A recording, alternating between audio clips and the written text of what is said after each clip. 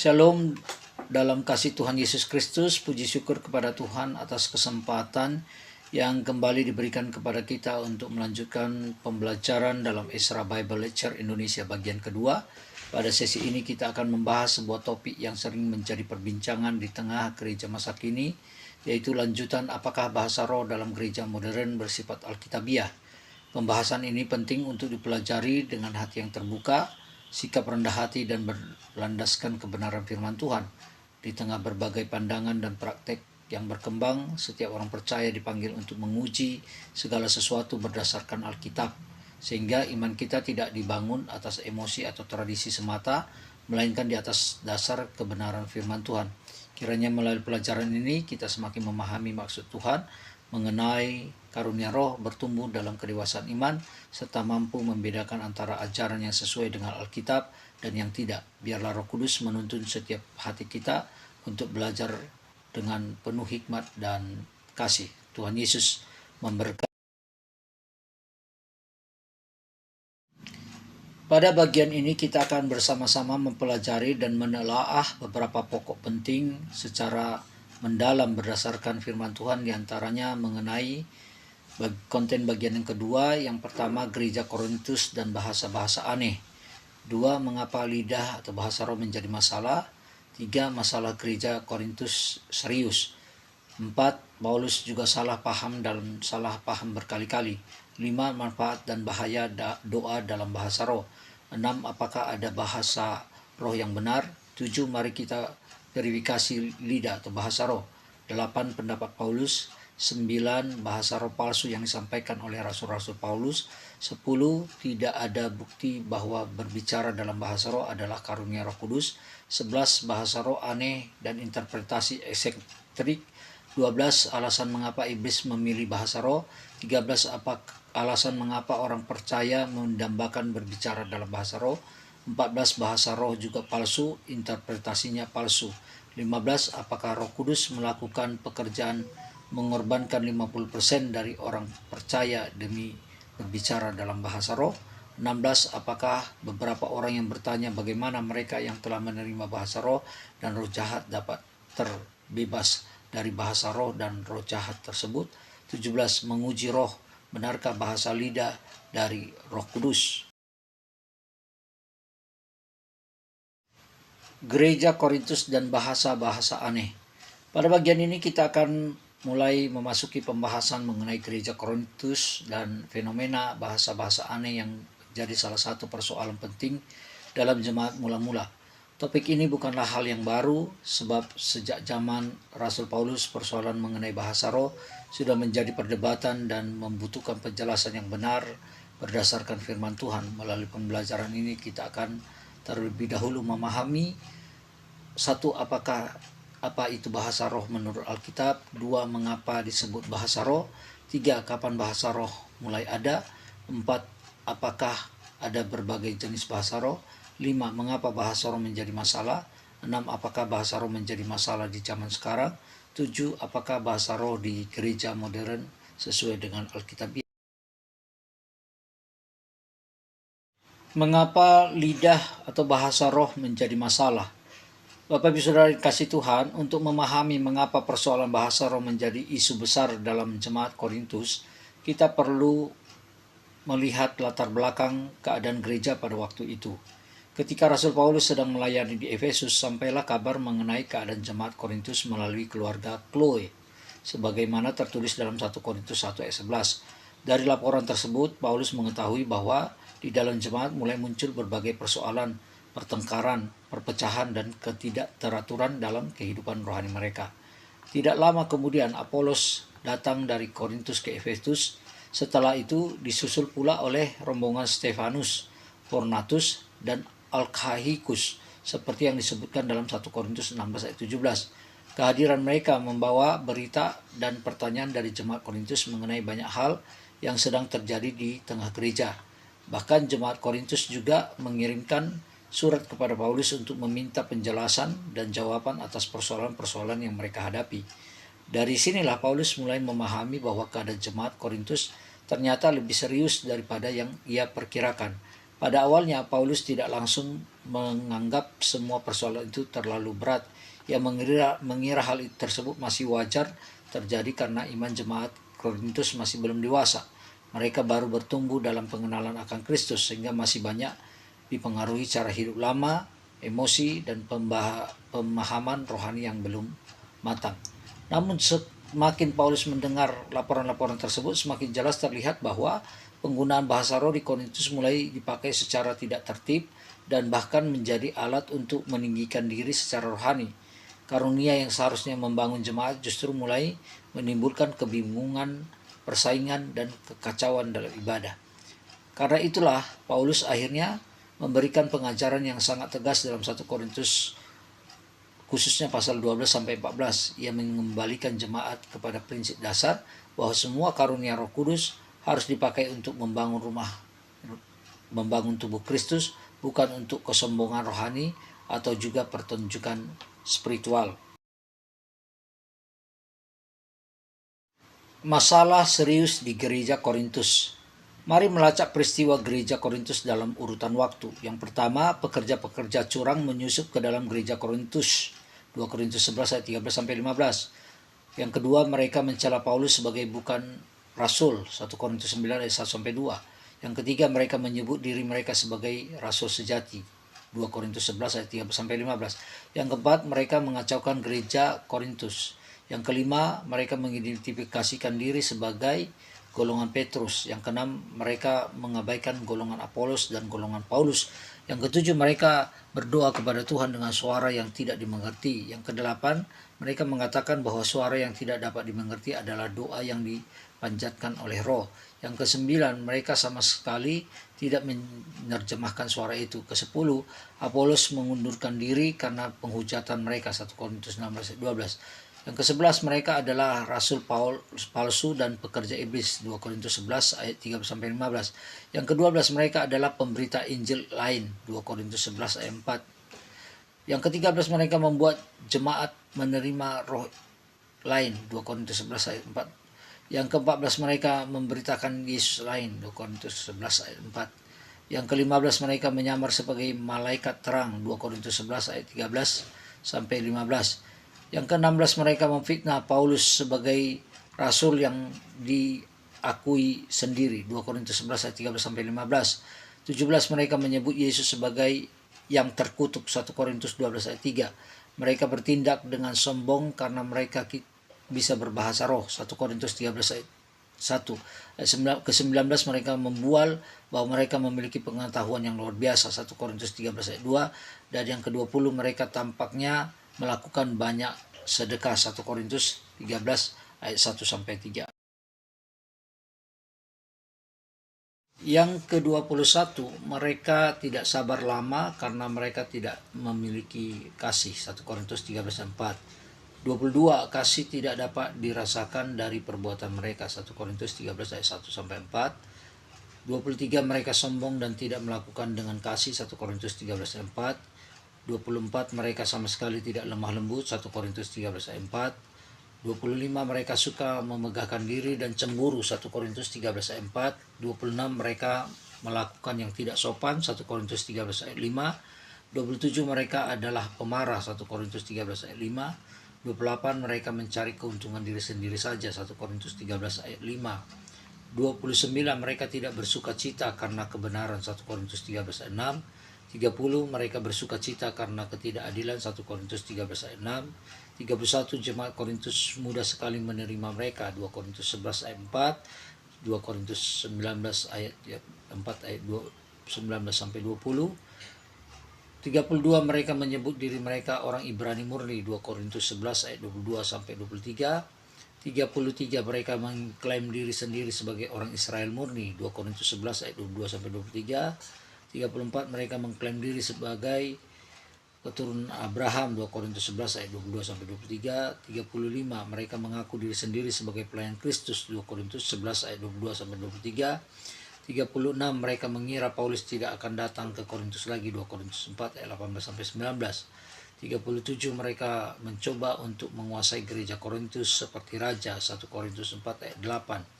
38 mereka mengatakan bahwa Paulus tidak menerima upah karena dia bukan rasul sejati. 2 Korintus 11 ayat 9. 39 mereka membicarakan bahwa penampilan Paulus jelek dan pembicaranya kurang fasih. 2 Korintus 10 ayat 7. 40 mereka menyamar sebagai Rasul Kristus. 2 Korintus 11 ayat 13-15. 41 mereka mengangkat penyakit Paulus dan mempermasalahkannya. 2 Korintus 12 ayat 7. Yang ke-42 mereka berbicara dalam bahasa roh untuk menyamarkan dirinya sendiri sebagai Rasul. 2 Korintus 12 ayat yang ke-12. Paulus juga salah paham dan disalahpahami berkali-kali. Kehidupan pelayanan Rasul Paulus menunjukkan bahwa seorang hamba Tuhan pun tidak lepas dari kesalahpahaman, penolakan, bahkan tuduhan yang berat. Sebelum bertobat, Paulus pernah terlihat dalam penganiayaan jemaat dan menyetujui pembunuhan Diaken Stefanus. Setelah ia menjadi pengikut Kristus, justru ia disalahpahami oleh orang percaya di Yerusalem sebagai penyusup yang pura-pura bertobat.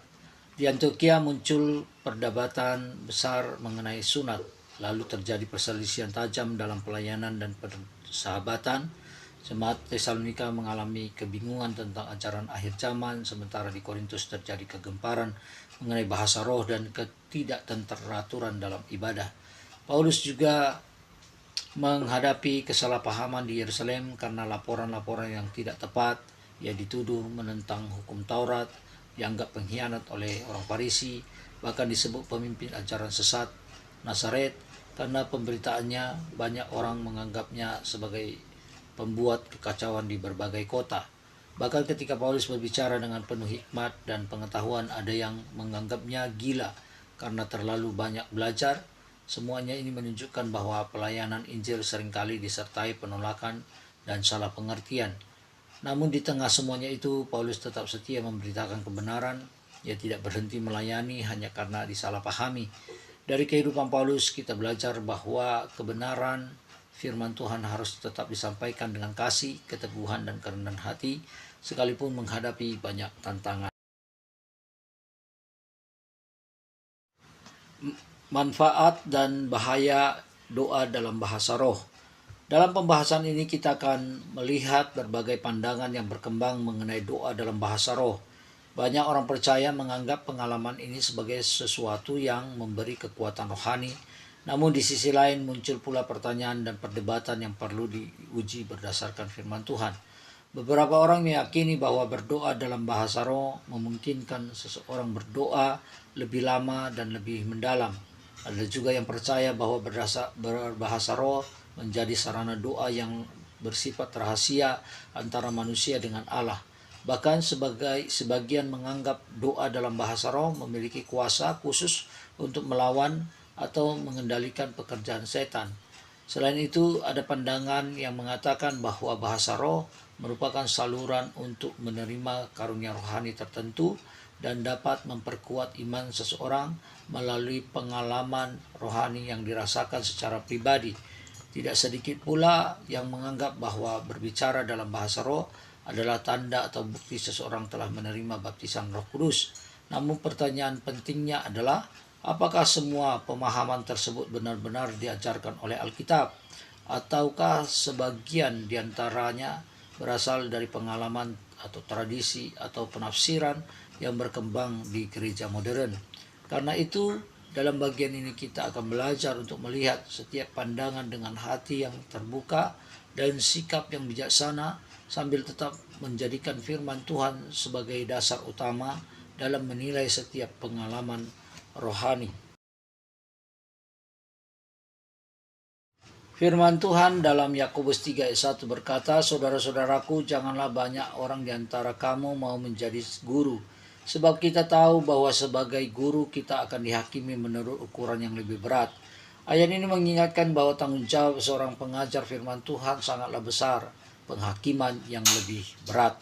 Bukan sekedar berarti hukuman yang sedikit lebih besar, tetapi menunjukkan pada tanggung jawab rohani yang serius di hadapan Tuhan dan setiap ajaran yang disampaikan kepada jemaat. Karena itu para pendeta, pengajar, dan pemimpin rohani haruslah memiliki kewaspadaan dan kepekaan rohani dalam membedakan setiap pengajaran dan setiap roh.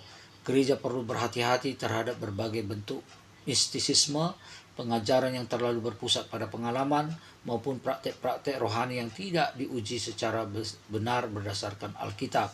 Firman Tuhan mengajarkan bahwa dasar keselamatan dan kelahiran baru bukanlah pengalaman emosional atau kemampuan berbicara dalam bahasa roh, melainkan pekerjaan Allah melalui firman-Nya. Seseorang dilahirkan kembali ketika menerima kebenaran Injil dan percaya kepada Kristus dengan iman yang sejati. Karena itu, setiap pengalaman rohani harus selalu diuji dengan Alkitab. Pengalaman boleh terjadi, tetapi firman Tuhan tetap menjadi otoritas tertinggi dalam kehidupan orang percaya. Apakah ada bahasa roh yang benar?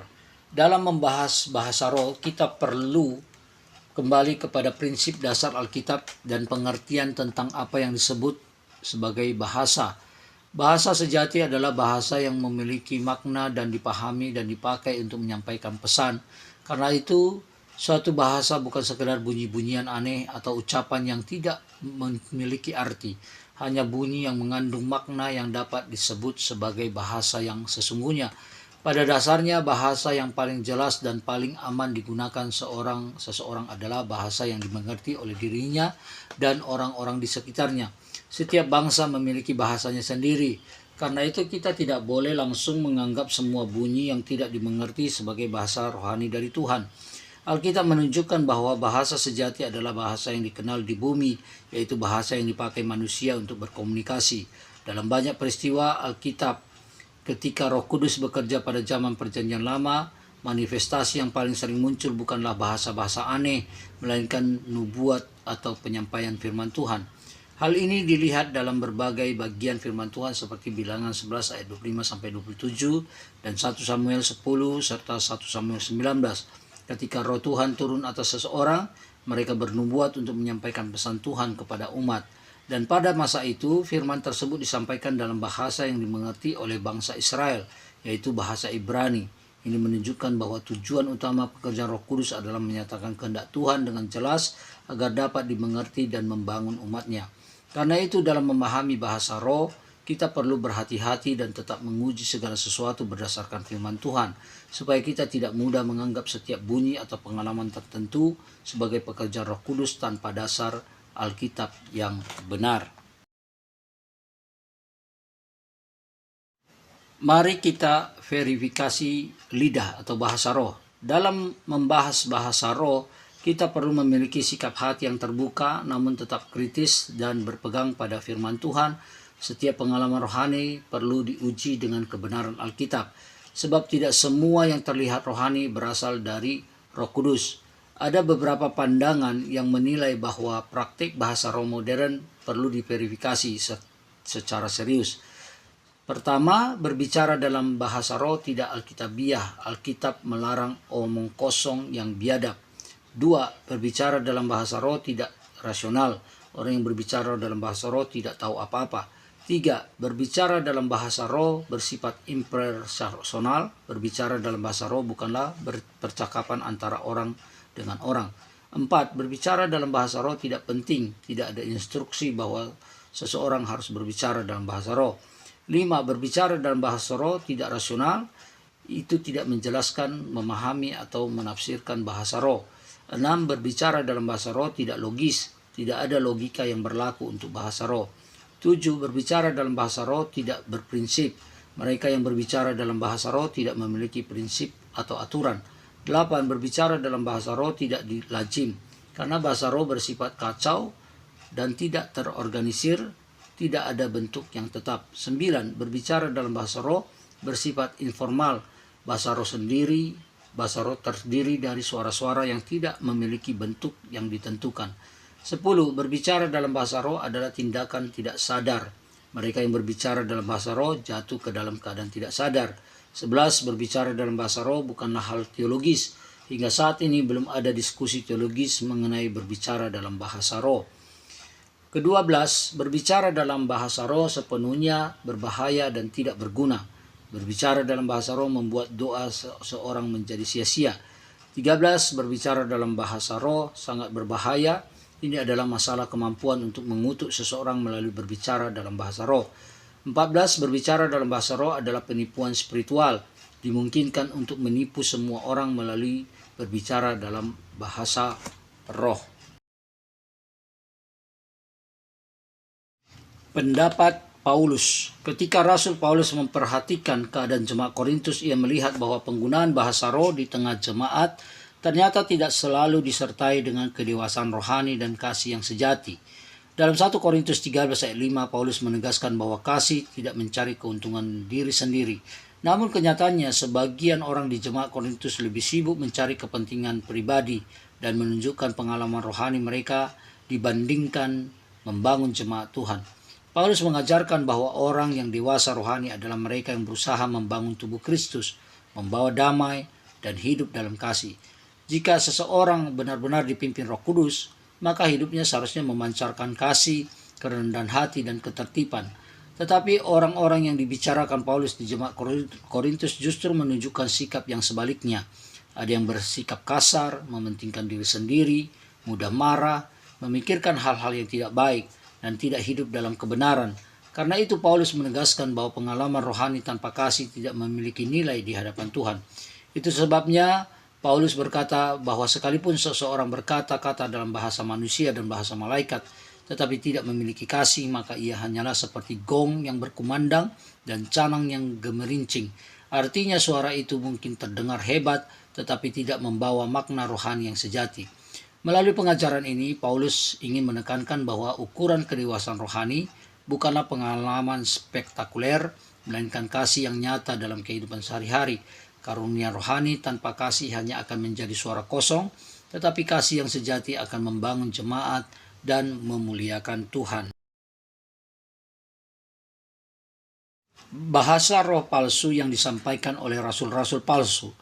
Ketika Rasul Paulus pertama kali mendengar tentang praktek bahasa roh yang terjadi di jemaat Korintus, pada awalnya ia belum memahami sepenuhnya akar persoalan yang sedang terjadi.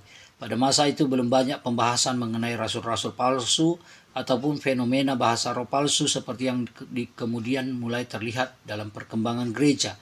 Namun seiring waktu, Paulus mulai melihat adanya berbagai kejanggalan yang menimbulkan pertanyaan serius. Ia menyadari bahwa ada pengajaran dan praktek tertentu yang justru menjauhi dari tujuan pekerjaan Roh Kudus yang sejati. Paulus mulai mempertanyakan mengapa ada orang yang bahkan menyebut Yesus terkutuk, padahal Roh Kudus selalu memuliakan Kristus. Mengapa karunia yang seharusnya membangun jemaat justru menimbulkan kebingungan dan tidak membawa pertumbuhan rohani. Ia juga melihat adanya praktek pengucapan kata-kata yang tidak dimengerti siapapun, bahkan tanpa penafsiran. Paulus bertanya jika itu benar berasal dari Tuhan, mengapa tidak dijelaskan supaya jemaat dibangun dan memahami maknanya. Selain itu muncul klaim bahwa doa-doa tersebut merupakan komunikasi rahasia langsung kepada Tuhan yang tidak dapat dimengerti orang lain.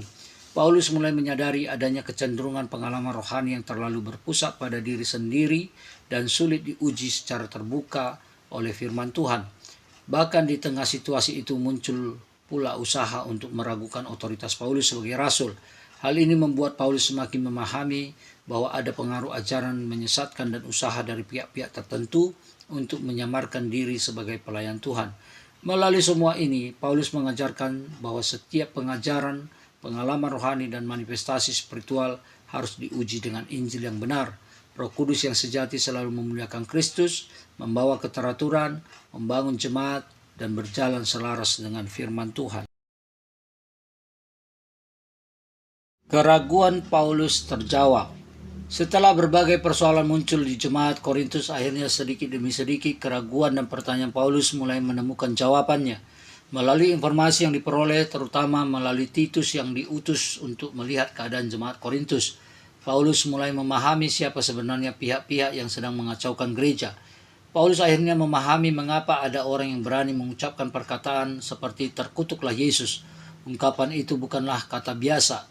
Perkataan tersebut berkaitan dengan pemahaman dari Ulangan 21 ayat 23 yang mengatakan bahwa orang yang digantung terkutuk oleh Allah. Karena itu ucapan seperti ini menunjukkan adanya pengaruh pemikiran tertentu yang sangat mungkin berasal dari orang-orang Yahudi yang menolak Kristus. Paulus juga mulai melihat alasan mengapa begitu banyak masalah muncul secara bersamaan di gereja Korintus. persoalan perpecahan, penolakan terhadap otoritas rasuli, kekacauan ibadah, hingga penyalahgunaan bahasa roh ternyata saling berkaitan dan dipengaruhi oleh ajaran yang tidak sehat. Selain itu, Paulus memahami mengapa bahasa roh yang terjadi di Korintus tampak berbeda dengan peristiwa dalam kitab Kisah Para Rasul. Dalam kitab Kisah Para Rasul, bahasa roh dipahami sebagai bahasa yang dimengerti oleh berbagai bangsa, sedangkan di Korintus muncul praktik yang menimbulkan kebingungan dan tidak dipahami jemaat. Paulus juga mengerti mengapa sebagian jemaat mulai menolak surat-suratnya, mengabaikan nasihat Timotius, bahkan mempertanyakan kerasulannya. Pengaruh ajaran dan pemimpin palsu ternyata telah mempengaruhi hati sebagian jemaat sehingga mereka mulai meragukan pelayanan Paulus. Bahkan pada kunjungan Paulus yang kedua ke Korintus, ia mengalami penolakan yang menyakitkan. Semua itu memperlihatkan bahwa gereja sedang berada dalam kondisi rohani yang serius. Dan akhirnya, Paulus juga memahami mengapa suara-suara aneh yang disebut bahasa roh itu seringkali tidak diterjemahkan.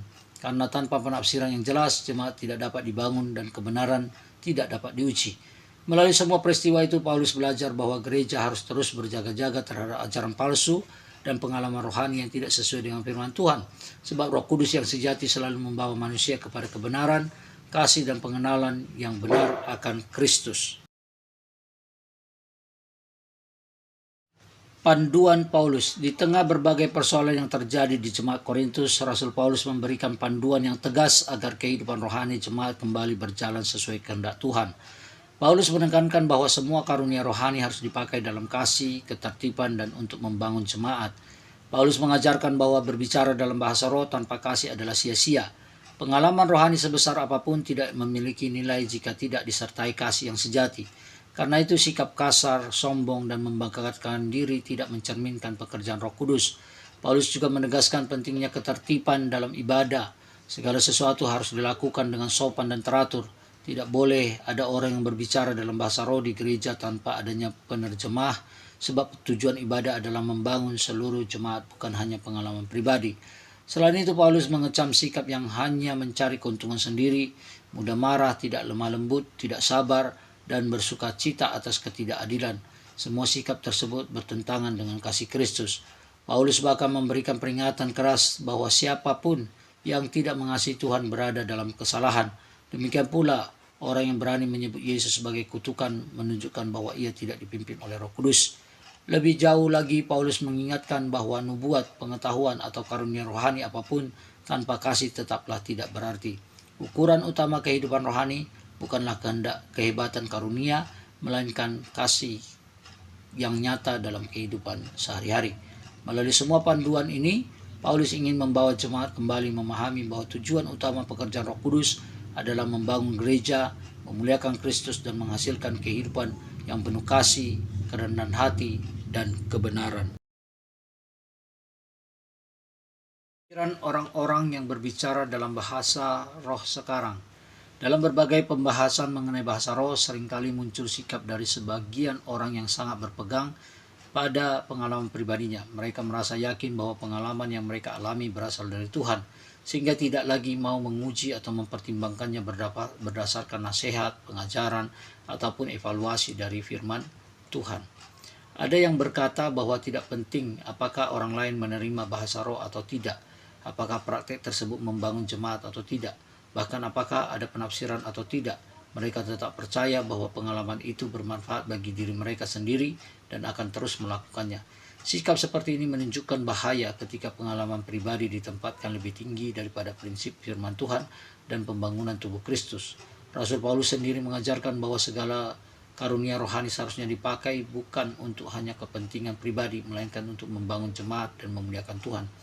Ketika seseorang hanya berfokus pada pengalaman diri sendiri dan tidak lagi mau menerima pengujian, koreksi, ataupun nasihat berdasarkan Alkitab, maka hati bisa menjadi tertutup terhadap kebenaran. Karena itu, Paulus menekankan pentingnya kasih, kerendahan hati, dan sikap mau jujur, mau diajar dalam kehidupan rohani.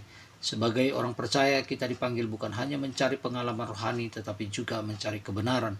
Semua pengalaman harus tetap diuji dengan firman Tuhan, sebab Roh Kudus yang sejati selalu memimpin orang percaya kepada kebenaran, ketertiban, dan kasih.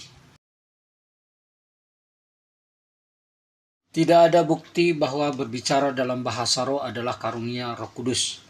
Dalam pembahasan mengenai bahasa roh modern, muncul pandangan yang mempertanyakan bagaimana praktik tersebut dapat diverifikasi secara alkitabiah maupun secara nyata. Ada yang berpendapat bahwa jika banyak orang berbicara dalam bahasa roh, seringkali muncul sangat banyak variasi, ucapan yang berbeda-beda, dan sulit dipastikan makna maupun asalnya. Jika ada 1.000 orang yang berbicara dalam bahasa roh, maka ada 1.000 variasi. Jika ada 10.000 orang yang berbicara dalam bahasa roh, maka ada 10.000 variasi. Jika ada 1.000 orang yang berbicara dalam bahasa roh, maka ada 100.000 variasi. Dan karena itu sebagian orang mempertanyakan bagaimana memastikan bahwa suatu pengalaman benar-benar berasal dari Roh Kudus apabila tidak dapat diuji, dipahami, ataupun diterjemahkan dengan jelas. Mereka menilai bahwa pengalaman rohani yang tidak dapat diverifikasi dapat membuka peluang bagi kebingungan dan penyesatan. Namun dalam membahas hal ini kita perlu berhati-hati dan bijaksana. Tidak tepat untuk langsung menghakimi kondisi psikologi seseorang atau menyatakan secara pasti bahwa seseorang kerasukan roh jahat hanya karena pengalaman rohaninya berbeda. Alkitab memang mengajarkan bahwa orang percaya harus menguji setiap roh, tetapi pengujian itu harus dilakukan dengan kasih, hikmat, dan berdasarkan firman Tuhan, bukan dengan tuduhan sembarangan. Yang jelas, firman Tuhan mengajarkan bahwa Roh Kudus selalu bekerja membawa keteraturan, damai sejahtera, kebenaran, dan pengenalan yang benar akan Kristus. Segala manifestasi rohani harus diuji apakah menghasilkan buah roh, membangun jemaat, dan selaras dengan ajaran Alkitab. Karena itu, orang percaya dipanggil untuk tidak mudah terfokus hanya pada pengalaman supranatural, tetapi lebih mengutamakan pertumbuhan iman, pengenalan akan firman Tuhan, dan kehidupan yang dipimpin oleh Roh Kudus dalam kasih dan kebenaran. Bahasa roh aneh dan interpretasi eksentrik. Bahasa roh aneh, lipia, rasa kapate, rasiada, loyaro, bakanagi, likikiko, nikachi, nasi kapatari, minikania, patakaya, siko, maya. Saudara-saudara yang dikasih oleh Tuhan, dalam beberapa praktik modern, ada fenomena pengucapan bunyi-bunyi yang dianggap sebagai bahasa roh, ya, namun tidak dapat dikenali sebagai bahasa yang jelas maupun diverifikasi. Setelah bunyi-bunyi tersebut diucapkan, seringkali muncul penafsiran panjang diklaim sebagai pesan langsung dari Tuhan. Fenomena seperti ini perlu diuji dengan sangat hati-hati berdasarkan firman Tuhan yang kita kaitkan dalam Alkitab. Bahasa roh aneh dan interpretasi eksentrik. Putra dan putriku yang terkasih, menurutmu di manakah aku berada? Apakah menurutmu aku berada 90.000 mil jauhnya tinggi di langit? Apakah menurutmu aku berada di ujung bumi? Apakah menurut kalian harus menggali tanah untuk menemukan aku? Tidak melalui salib, aku telah masuk ke dalam dirimu. Aku bersama napasmu dan bersama hidupmu. Aku berharap dapat menopangmu dan membantumu. Kalian tidak mengenal aku, kenalilah aku, sadarilah aku, percayalah kepadaku. Aku akan mendengarkan doamu. Aku pasti akan menyatakan kuasaku yang hidup kepadamu. Aku akan menunjukkan kemuliaan kepadamu. Aku akan mewujudkannya sesuai kehendakmu. Kehendak Allah yang mulia akan datang dan terwujud di dalam dirimu. Jangan takut, jangan khawatir, beranilah dan kuatlah. Alasan mengapa iblis memilih bahasa roh. 1. Ini karena sebagian besar orang percaya sangat menginginkan berbicara dalam bahasa roh. 2. Ini karena para pendeta menginginkannya untuk pertemuan gerejanya. 3. Ini karena para pendeta menginginkannya untuk keberhasilan pelayanan mereka. 4. Ini karena tidak ada yang tahu apa yang dikatakan. 5. Ini karena siapapun dapat tertipu melalui berbicara dalam bahasa roh. 6. Ini karena para pendeta gereja-gereja besar menekankan berbicara dalam bahasa roh. 7. Ini karena hal itu memungkinkan seseorang untuk memahami doa-doa orang percaya. 8. Hal ini karena itu adalah alat yang paling berguna untuk tahyul. 9. Ini karena iblis tahu bahwa gereja tidak memiliki kemampuan untuk membedakan. 10. Iblis menggunakan berbicara dalam bahasa roh untuk menipu orang percaya karena ia mengetahui psikologi orang percaya yang merasa puas dengan keadaan tersebut begitu mereka menerimanya. Alasan mengapa orang percaya mendambakan berbicara dalam bahasa roh. 1. Ini karena mereka memandang semua bahasa roh sebagai karunia Roh Kudus. 2. Ini karena mereka memandang bahasa roh sebagai saluran bagi semua karunia roh. 3. Ini karena mereka percaya bahwa menerima karunia bahwa roh adalah baptisan Roh Kudus. 4. Karena berbicara dalam bahasa roh tampak rohani bagi orang-orang. 5. Karena para pendeta mengajarkan orang untuk berdoa lama dan dalam waktu yang panjang. 6. Ini karena mereka ingin memperoleh kepastian keselamatan melalui hal rohani. 7. Karena mereka menganggap doa dalam bahasa roh sebagai doa rohani. 8. Karena adanya iri hati dan kecemburuan rohani di antara orang percaya. 9. Karena mereka berpikir itu adalah doa yang dilakukan dalam Roh Kudus. 10. Karena mereka percaya bahwa mereka dapat mengendalikan setan melalui berbicara dalam bahasa roh. 11. Karena mereka tidak menyadari bahwa setan berbicara dalam bahasa roh.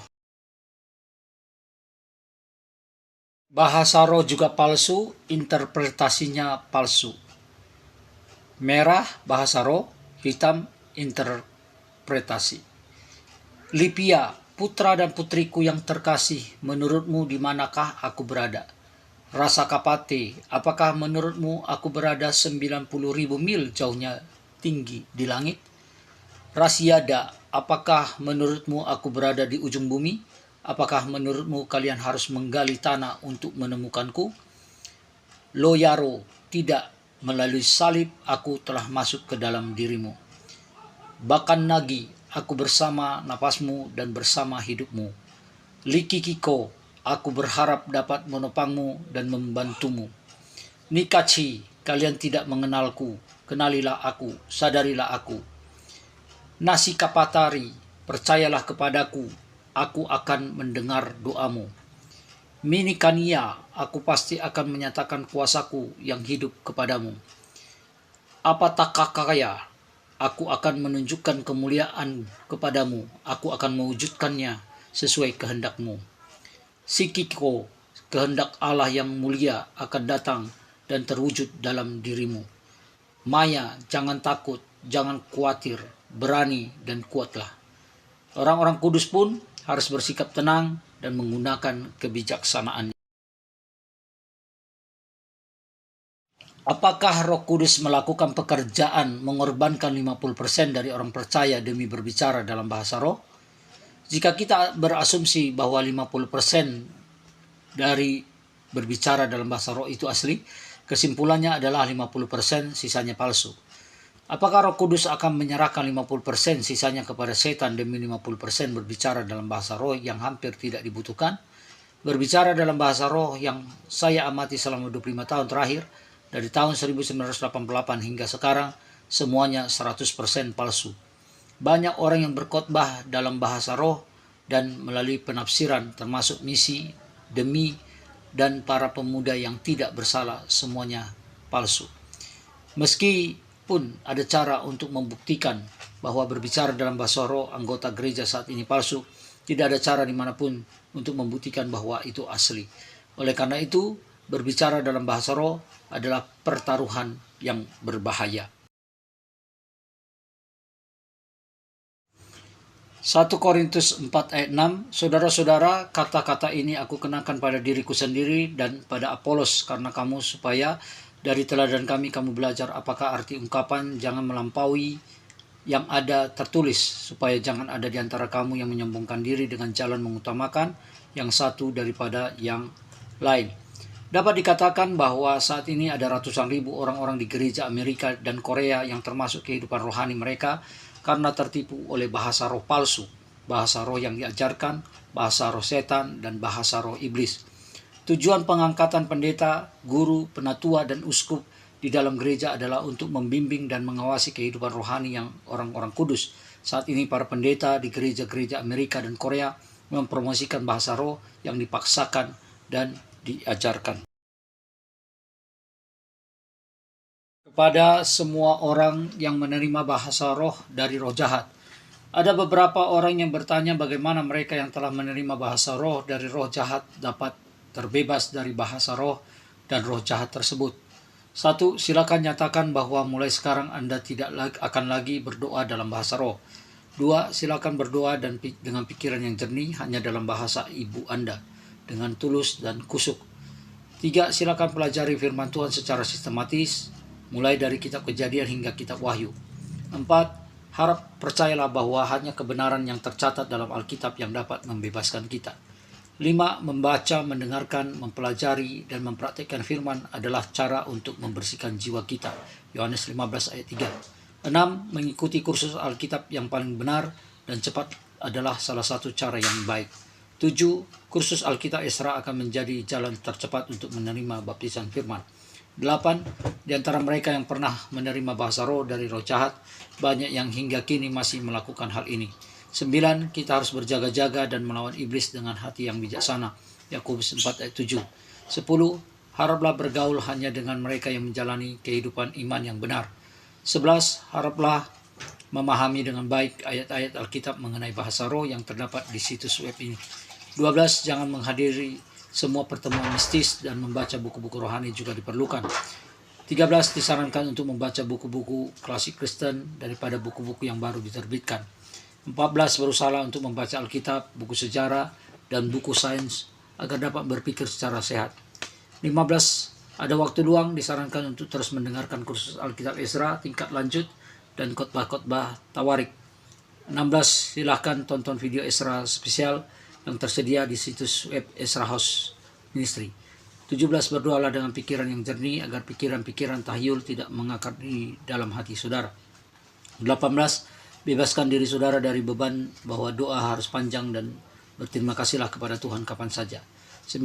Saat berdoa kepada Tuhan, sampaikanlah permohonan saudara dengan tenang, penuh hormat dan rasa syukur. Filipi 4 ayat 6. 20. Saudara juga dapat melatih diri dalam doa dengan sering membaca ayat-ayat dari kitab Mazmur. 21. Jangan lupa bahwa di mana roh Tuhan ada, di situ ada kebebasan.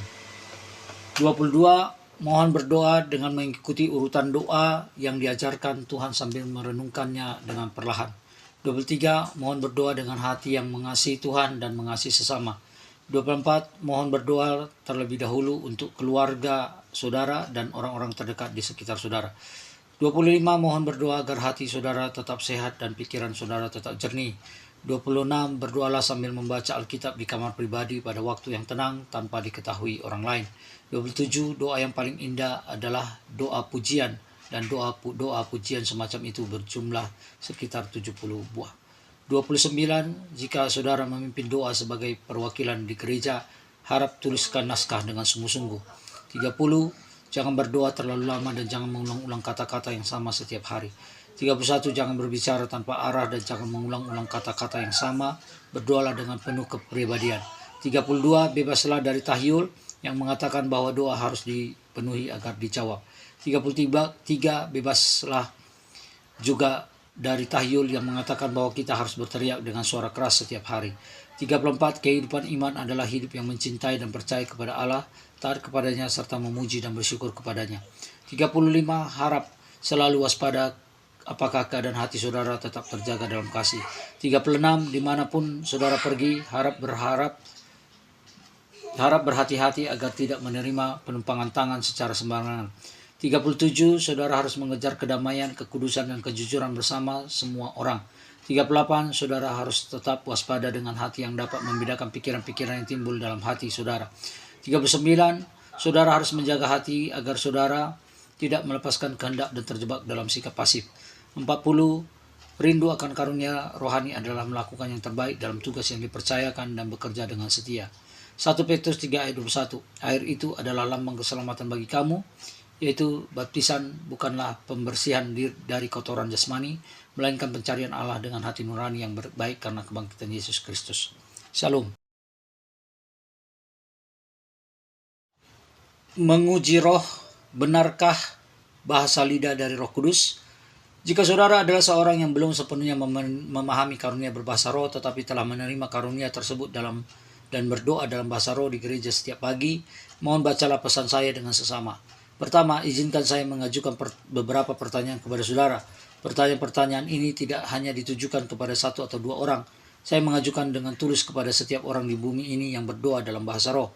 Pertanyaan-pertanyaan ini mungkin membuat saudara merasa tidak nyaman, namun saudara harus memikirkannya secara mendalam. Saudara harus bertobat sebelum melangkah lebih jauh. Ini karena ini bukanlah masalah sepele. 1. Ketika saudara berdoa dalam bahasa roh, apakah saudara tahu apa yang saudara ucapkan? 2. Apakah saudara memiliki bukti yang jelas dan pasti bahwa Roh Kudus telah memberikan saudara karunia berbahasa roh? 3. Dapatkah saudara menafsirkan bahasa roh yang saudara ucapkan atau bahasa roh yang orang percaya? 4. Apakah saudara mengetahui satu kata pun di antara bahasa roh yang saudara ucapkan? 5. Apakah saudara tahu berapa banyak bahasa roh yang berbeda yang digunakan di dalam gereja? 6. Apakah yang terjadi jika bahasa lidah saudara atau bahasa lidah yang orang percaya adalah bahasa lidah setan? 7. Apakah yang terjadi jika berdoa dalam bahasa lidah ternyata sia-sia? 8. Apakah yang terjadi jika roh jahat masuk ketika karunia bahasa lidah diterima? 9. Apakah yang terjadi jika roh jahat masuk ke dalam diri orang percaya dan mereka berbicara dalam bahasa lidah? 10. Apakah ada orang di gereja saudara yang telah menerima karunia menafsirkan bahasa lidah? 11. Bukankah saudara mengatakan untuk tidak berbicara dalam bahasa lidah di gereja tanpa penerjemah? 12. Bukankah Alkitab melarang seluruh jemaat untuk berbicara dalam bahasa lidah bersama-sama? 13. Mengapa saudara percaya bahwa berbicara dalam bahasa lidah di gereja Korintus gagal membangun gereja? 14. Mengapa menurut saudara berbicara dalam bahasa lidah di gereja Korintus berhenti begitu cepat? 15. Mengapa karunia berbahasa roh berhenti selama 1900 tahun setelah berhenti di gereja Korintus? 16. Di manakah bukti bahwa karunia berbahasa roh yang dimulai pada awal abad ke-20 adalah karunia Roh Kudus? 17. Apa yang terjadi jika setan masuk ke dalam diri seseorang dan menipu mereka dengan menggunakan karunia berbahasa roh sebagai umpan? 18. Jika saudara menjadi seorang pendeta dan bahkan tidak dapat membedakan hal ini, bukankah itu masalah serius? 19. Apakah menurut saudara tidak apa-apa karena banyak pendeta yang berbahasa roh? 20. Apakah menurut saudara tidak akan ada masalah hanya karena seorang pendeta dari gereja besar berbahasa roh? 21. Apakah saudara percaya bahwa kita dapat mempercayai orang percaya yang telah menerima karunia berbahasa roh hanya karena mereka bersemangat? Pendeta akan sulit bagi saudara untuk menjawab pertanyaan-pertanyaan yang telah saya ajukan di atas. Jika bahasa roh yang saudara terima adalah bahasa roh setan, itu berarti ada setan di dalam diri saudara. Jika setan berdiam di dalam dirimu, pendeta, Roh Kudus tidak akan berdiam di dalam dirimu. Seorang pendeta yang Roh Kudus tidak berdiam di dalamnya bukan seorang Kristen dan tidak dapat disebut sebagai pendeta. Oleh karena itu, jika pelayananmu melibatkan berbicara dalam bahasa roh, engkau terlibat dalam gerakan roh jahat. Jika engkau telah menginjili dengan susah payah hanya untuk akhirnya menyebabkan orang menerima bahasa roh setan, pelayananmu telah gagal. Meskipun engkau mengklaim melakukannya tanpa sadar, hal ini telah mengakibatkan orang buta menuntun orang buta. Izinkan saya bertanya sekali lagi, bagaimana engkau dapat membuktikan bahwa Roh Kudus memberi bahasa roh? Ini adalah masalah serius jika engkau berdoa dalam bahasa roh tanpa dapat menjawab. Jika engkau telah menyebabkan jemaat menerima bahasa roh, saya menganggap itu sebagai masalah yang lebih besar lagi. Penutup. Puji syukur kita naikkan kepada Tuhan Yesus Kristus karena hanya oleh kasih karunia-Nya lah kita dapat menyelesaikan pembelajaran dalam Ezra Bible Lecture Indonesia bagian yang kedua ini dengan tema apakah bahasa roh dalam gereja modern bersifat Alkitabiah. Melalui pembelajaran ini kita telah bersama-sama menelusuri berbagai prinsip Alkitabiah mengenai karunia rohani, khusus dalam konteks jemaat Korintus dan kehidupan gereja mula-mula. Kita belajar bahwa setiap karunia yang diberikan Tuhan harus diuji, dipahami dengan benar, dan digunakan untuk membangun tubuh Kristus dalam kasih, ketertiban, serta kebenaran firman Tuhan. Kiranya setiap materi yang telah dipelajari tidak hanya menjadi pengetahuan, tetapi juga menjadi dorongan bagi kita untuk semakin bijaksana dalam menilai setiap pengalaman rohani serta semakin teguh berpegang pada otoritas Alkitab. Akhirnya, kiranya Tuhan menuntun kita semua untuk terus bertumbuh dalam pengenalan akan Kristus, hidup dalam kasih, dan berjalan dalam kebenarannya setiap hari. Tuhan Yesus memberkati kita semua.